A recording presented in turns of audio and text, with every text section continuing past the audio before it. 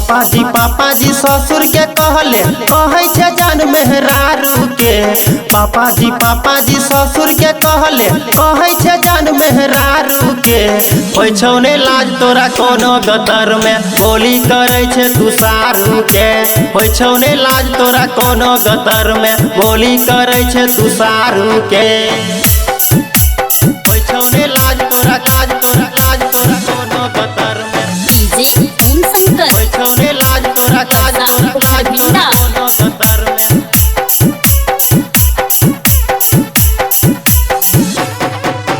केहन सोचलियो केहन तू भेले जोरे तू थुरकुतबा।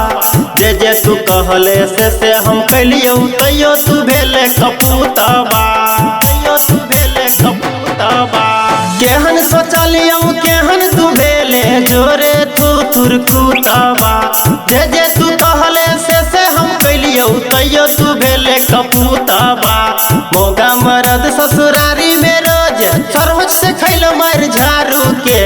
मौगा मरद ससुरारी में रोज सरहज से खैलो मार झारू के। होय छौ ने लाज तोरा कोनो गतर में बोली करे छे तू सारू के। होय छौ ने लाज तोरा कोनो गतर में बोली करे छे तू सारू के। होय छौ ने लाज तोरा कोनो गतर में डीजे ओम शंकर होय छौ ने लाज तोरा कोनो गतर में।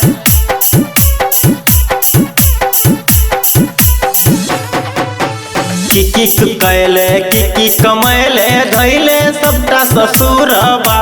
हमरा तू कहियो भातो नहीं देले ससुर के देले अंगूरबा। की तू कैले की कमैले धैले सबटा ससुरबा। हमरा तू कहियो भातो नहीं देले ससुर के देले अंगूरबा। मौगा मरद ससुरारी में रोज सरहज से खैलो मार झारू के। मौगा मरद ससुरारी में रोज सरहज से खैलो मार झारू के। होय छौ ने लाज तोरा कोनो गतर में बोली करे छे तू सारू के। होय छौ ने लाज तोरा कोनो गतर में बोली करे छे तू सारू के।